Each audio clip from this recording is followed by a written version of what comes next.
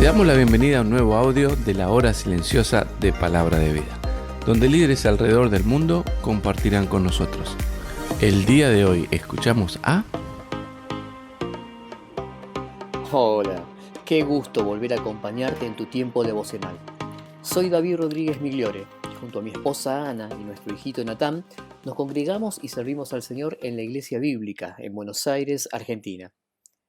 Hace muchos años asistí con unos amigos a un encuentro juvenil en una iglesia muy grande y conocida de Buenos Aires.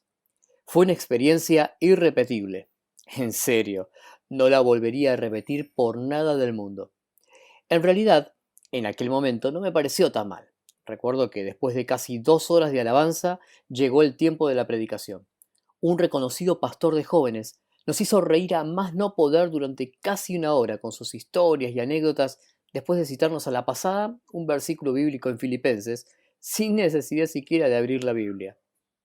Han pasado 30 años de esa noche y obviamente no recuerdo mucho del mensaje ni de las canciones que cantamos, pero sí recuerdo algo que quedó grabado en mi mente.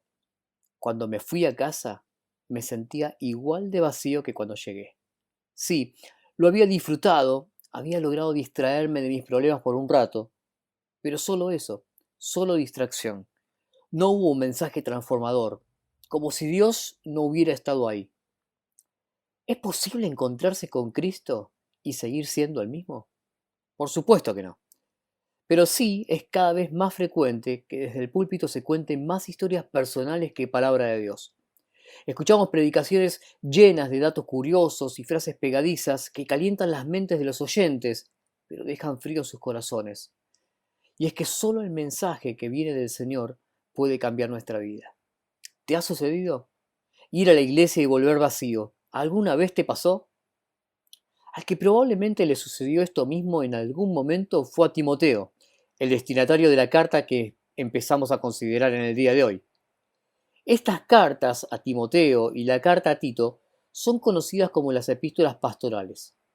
Alguien podría decir que todas las cartas del apóstol Pablo eran pastorales, pero estas en particular se las conoce con este nombre por no estar dirigidas a iglesias, sino a personas que pastoreaban una iglesia. Pablo le había encargado a Timoteo quedarse en la ciudad de Éfeso para enfrentar una situación que estaba ocurriendo en la iglesia. Algunas personas estaban enseñando algo diferente al mensaje de Dios, y esto comenzaba a afectar a los demás. Si hubiera sido una reunión en Éfeso en aquel momento, quizá te habría sucedido lo mismo que a mí en el encuentro juvenil. Habría salido vacío. Por esa razón, Pablo le escribe una primer carta a Timoteo para darle instrucciones en cuanto a cómo manejar aquella situación. Leamos juntos el pasaje de la hora silenciosa de hoy en 1 Timoteo capítulo 1, versículos 1 al 11. Dice así la palabra del Señor. Pablo, apóstol de Jesucristo, por mandato de nuestro Salvador y del Señor Jesucristo nuestra esperanza, a Timoteo, verdadero hijo en la fe. Gracia, misericordia y paz de Dios nuestro Padre y de Cristo Jesús nuestro Señor. Como te rogué que te quedases en Éfeso cuando fui a Macedonia, para que mandases a algunos que no enseñen diferente doctrina, ni presten atención a fábulas y genealogías interminables que acarrean disputas más bien que edificación de Dios, que es por fe, así te encargo ahora. Pues el propósito de este mandamiento es el amor nacido de corazón limpio y de buena conciencia y de fe no fingida, de las cuales cosas, desviándose algunos, se apartaron a vana palabrería, queriendo ser doctores de la ley, sin entender ni lo que hablan ni lo que afirman. Pero sabemos que la ley es buena si uno la usa legítimamente. Conociendo esto, que la ley no fue dada para el justo, sino para los transgresores y desobedientes, para los impíos y pecadores, para los irreverentes y profanos, para los parricidas y matricidas, para los homicidas, para los fornicarios, para los sodomitas, para los secuestradores, para los mentirosos y perjuros, y para cuanto se oponga a la sana doctrina, según el glorioso Evangelio de Dios bendito, que a mí me ha sido encomendado. Es evidente que a Pablo le preocupaba lo que sucedía en Éfeso por la forma en que va directamente al tema, después de una muy breve introducción. Estas personas, que habían comenzado a enseñar un mensaje diferente, probablemente eran judaizantes. mezclaban la ley y las tradiciones judías y las enseñaban en la iglesia, trayendo más conflictos que edificación. Pablo aclara que la ley no era el problema, sino el uso ilegítimo que estas personas hacían de ella. La ley había sido dada por Dios para evidenciar el pecado. Aquí el apóstol Pablo describe 14 manifestaciones pecaminosas que la ley hacía evidente, y luego las resume en una sola frase: la ley condena todo lo que se opone al Evangelio. Pero quiero llamar tu atención a lo que, según Pablo, fue lo que causó todo esto. El versículo 6 dice que ellos se apartaron a un mensaje vacío porque se desviaron de estas cosas. ¿De qué cosas? Estas son las claves.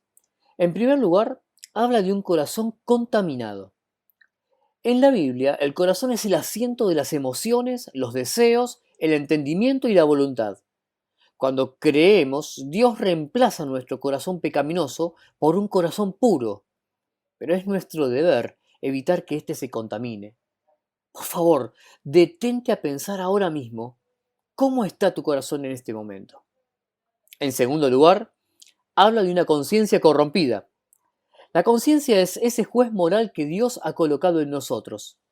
Es independiente de nuestra voluntad y nos hace ver lo correcto o incorrecto de nuestras acciones. Cuando creímos, Dios purificó nuestra conciencia de obras muertas, pero la tolerancia del pecado nos hace insensibles al mismo, corrompiendo la conciencia. Y nuevamente es preciso detenernos y preguntarnos: ¿está mi conciencia acusándome de algo en este mismo momento?